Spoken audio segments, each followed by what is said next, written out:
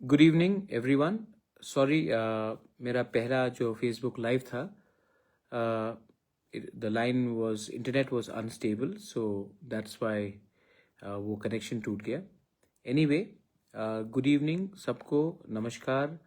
And this is festive season. ये अब दिवाली ख़त्म हुआ है, पूजाज ख़त्म हुआ है, अब और एक फेस्टिव सीज़न आ रहा है। आने वाले दिन में मौसम भी अच्छा रहेगा और मैं पूरे त्रिपुरा के लोगों को, सबको मेरे दिल से, तहे दिल से I want to wish everyone कि आप खुश रहे और एक दूसरे के संग भाईचारा मेंटेन करके रखें।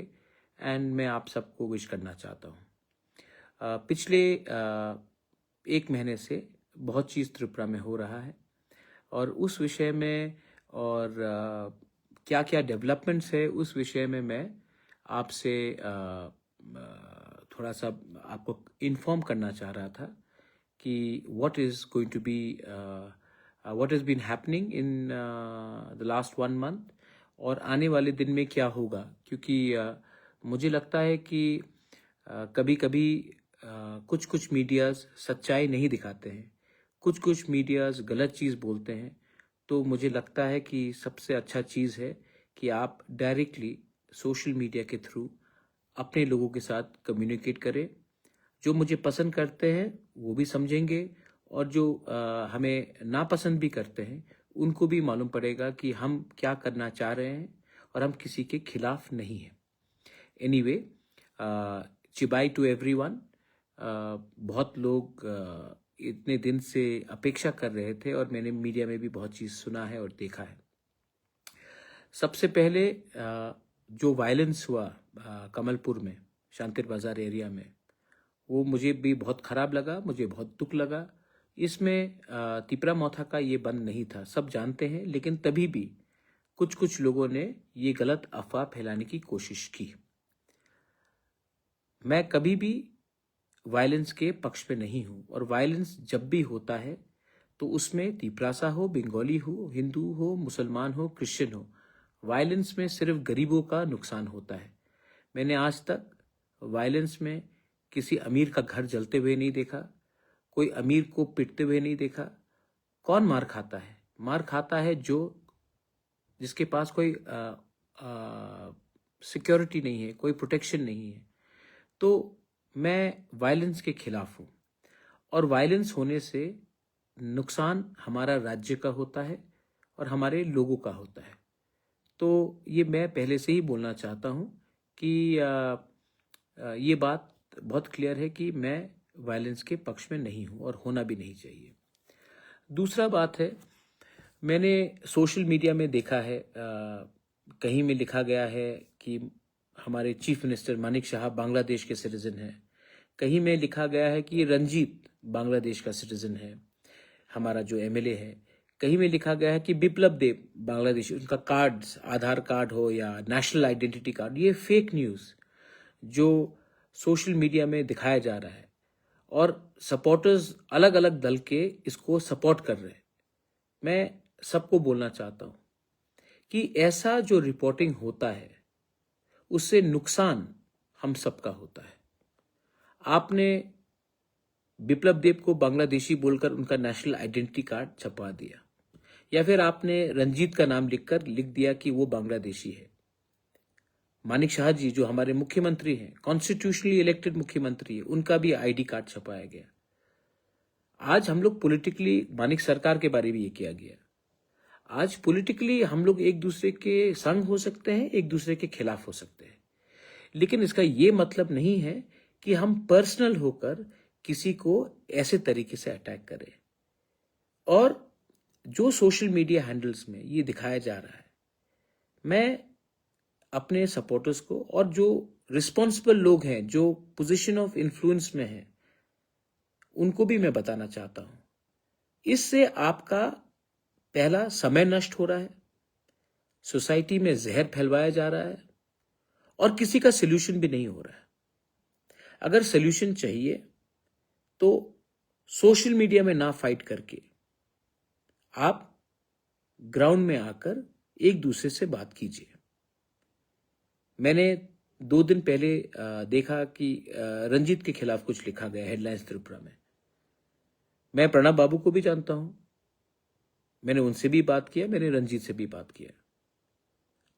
और इस इश्यू को अगर आपको सोल्यूशन लाना है तो कोई ना जर्नलिस्ट एसोसिएशन, ना कोई तिपरासा मोथा करके हमारे तिपरासा ऑर्गेनाइजेशन सोल्यूशन कर सकता है। सोल्यूशन होगा जब हम लोग तीनों बैठकर एक दूसरे को समझेंगे कि ऐसे रकम के सोशल मीडिया पोस्ट में या फिर इस तरफ से हो या उस तरफ से हो, किसी का फायदा नहीं है। जरूर रंजीत को दुख लगा है क्योंकि वो हिंदुस्तान का इलेक्टेड एमएलए है और ये मीडिया को नहीं कवर करना चाहिए था। लेकिन मैंने प्रणब बाबू से भी बात किया और उन्होंने कहा कि ये उन्होंने खुद नहीं किया, 100 लोग उनके नीचे काम करते हैं और वो लोगों ने इसको शायद छपाया है, इसको हटा भी दिया जाएगा। लेकिन बिप्लब देब के खिलाफ भी ये लिखा गया कि वो बांग्लादेशी सिटीजन है, वो एमपी है। मानिक शाह जी जो हमारे मुख्यमंत्री, उसके खिलाफ भी। तो ये कौन करवा रहा है, ये कौन ये लड़ाई करवा रहा है? हमको भी अपने अंदर विचार करना चाहिए। हमको ये जो फेक आईडीज जो किया जा रहा है, ये कौन करवा रहा है और इसमें फायदा किसका है? ये आईबी, पुलिस, सबको इसमें विचार करना चाहिए क्योंकि इससे फायदा मुझे लगता है बांग्लादेश को हो रहा है। और आप लोग शायद जानते नहीं हैं कि बांग्लादेश में आज के दिन पिछले 2-3 महीने से पाकिस्तान के ब्रिगेडियर्स चिटागोंग हिल पोर्ट्स में बैठे हुए हैं। पाकिस्तान के जनरल्स बांग्लादेश ढाका में बैठे हुए हैं। सब कह रहे कि वो मेडिकल एड देने आए। मेडिकल एड देने के लिए कोई डॉक्टर आएगा, ब्रिगेडियर और जनरल नहीं आएगा, लेकिन ब्रिगेडियर और जनरल आ रहे हैं। और मुझे लगता है कि जब अगले साल पाकिस्तान में, बांग्लादेश में इलेक्शन होगा फरवरी-मार्च में, तब एक एंटी इंडिया सरकार बनेगी। ये एंटी इंडिया सरकार जब इंडिया के खिलाफ कुछ करेगा, वो मुंबई में कुछ नहीं करेगा, वो दिल्ली, राजस्थान, उत्तर प्रदेश में कुछ नहीं करेगा। उनका पहला लक्ष्य होगा बंगाल और नॉर्थ ईस्ट, और नॉर्थ ईस्ट में सबसे पहले आसाम, मेघालय और अपना त्रिपुरा में आतंक फैलाना, जहर फैलाना और कम्युनल डिस्टर्बेंस करवाना। तो इस समय पॉलिटिक्स से बड़ा नेशनल सिक्योरिटी है, और नेशनल सिक्योरिटी ना इंडिविजुअल से कुछ मतलब नहीं रखता। तिपरा मोथा इतना इंपॉर्टेंट नहीं है, सीपीएम, बीजेपी, कांग्रेस इतना इंपॉर्टेंट नहीं है जितना देश का रक्षा, सुरक्षा, हमारे नागरिकों का सुरक्षा और रक्षा। इसी के लिए मैं अपील करता हूं कि ये जो जहर फैलवाया जा रहा है सोशल मीडिया में एक दूसरे के खिलाफ, और जो लोग समझ नहीं पा रहे हैं, मैं उनको भी हाथ जोड़कर बोलना चाहता हूं कि एक बड़ा खेल हुआ जा रहा है, उसको आप नहीं समझ रहे हैं, लेकिन नेशनल और इंटरनेशनल लेवल में खिलवाया जा रहा है। नेपाल में 2-3 दिन के अंदर प्राइम मिनिस्टर और प्रेसिडेंट को हटाया गया, बांग्लादेश में भी वही चीज करवाया गया।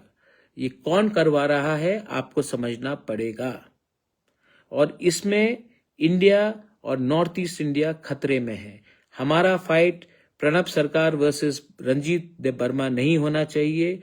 हमारा फाइट तिपरा मोथा, बीजेपी, सीपीएम, कांग्रेस नहीं होना चाहिए। ये लोग समझ नहीं पा रहे हैं। हमारा फाइट होना चाहिए कि हम लोग हाथ मिलाकर बांग्लादेश के जो जहर हमारे घर में फैलवाएगा, उसके अगेंस्ट होना चाहिए।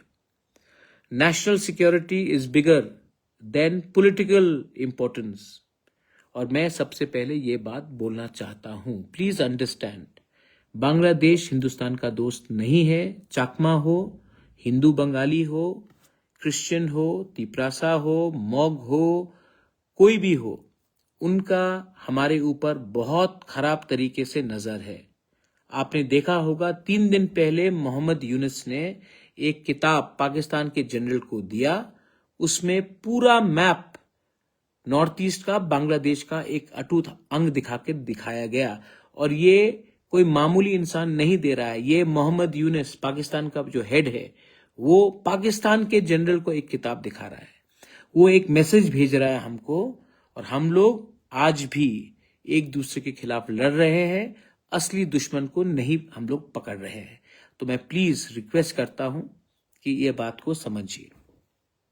सेकंड बात, ये बात क्लियर है तो मैं सेकंड बात में जाता हूं।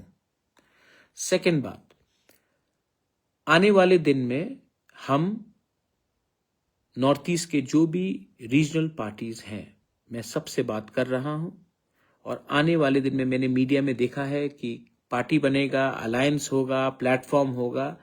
ये ऐसा जो भी होगा, ये मैं अनाउंस अपने दोस्तों के साथ, मेघालय से, नागालैंड से, अरुणाचल प्रदेश से, दिमासा हसाओ से, मणिपुर से, सबसे, मिजोरम से, सबसे बैठकर बात करके हम लोग अनाउंसमेंट करेंगे।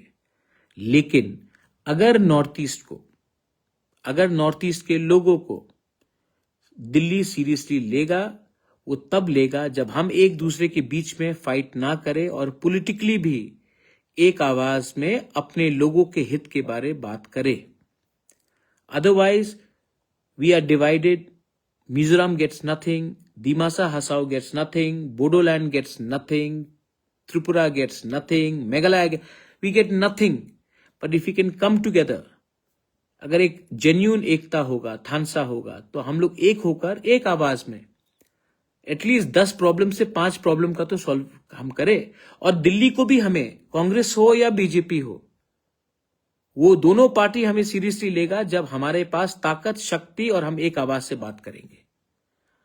इनके इंटरेस्ट में नहीं है कि हम यूनाइट हो, क्योंकि अगर हम लोग यूनाइट नहीं होंगे तो ये हमको बांट कर राजनीति करेंगे। हमको ऐसा राजनीति नहीं चाहिए जिसमें हमारे बच्चे लोगों का भविष्य को कुछ फ्यूचर ना हो। तो आने वाले 3 से 4 दिन के अंदर हम लोग मिलेंगे और एक अनाउंसमेंट होगा। तब तक मीडिया कुछ भी बोले, आप वही सुनेंगे जब हम लोग कैमरा के सामने आकर बात करेंगे। लेकिन नॉर्थ ईस्ट का एक अलायंस होगा, एक नया जरिया निकलेगा जिससे the people of north east will unite and Tripura will be not behind. और उसमें त्रिपुरा मोथा पार्टी का बहुत बड़ा रोल होगा, ये मैं आपको बोलने वाला हूं। अलग से फाइट करोगे तो नहीं जीतोगे, टीम होकर फाइट करोगे, टीम नॉर्थ ईस्ट होकर फाइट करोगे तो वी कैन ऑल विन। तो ये मेरा दूसरा पॉइंट था। तीसरा पॉइंट, 3 तारीख को सुप्रीम कोर्ट में वीसी इलेक्शन का हियरिंग होगा।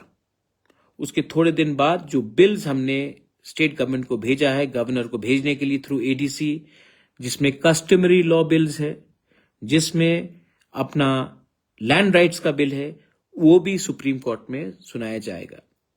मैं समझ चुका हूं कि सिर्फ पॉलिटिक्स करने से कुछ नहीं मिलेगा, कोर्ट में भी जाना पड़ेगा, जमीन में भी रहना पड़ेगा और पॉलिटिकली भी फाइट करना पड़ेगा। तीनों चीज साइड बाय साइड करना पड़ेगा। इसमें आई होप कि सुप्रीम कोर्ट हमें न्याय देगा, क्योंकि मुझे नहीं लगता है कि गवर्नमेंट के पास कुछ रास्ता है। सब बोलते हैं कि राजतंत्र खत्म हो गया।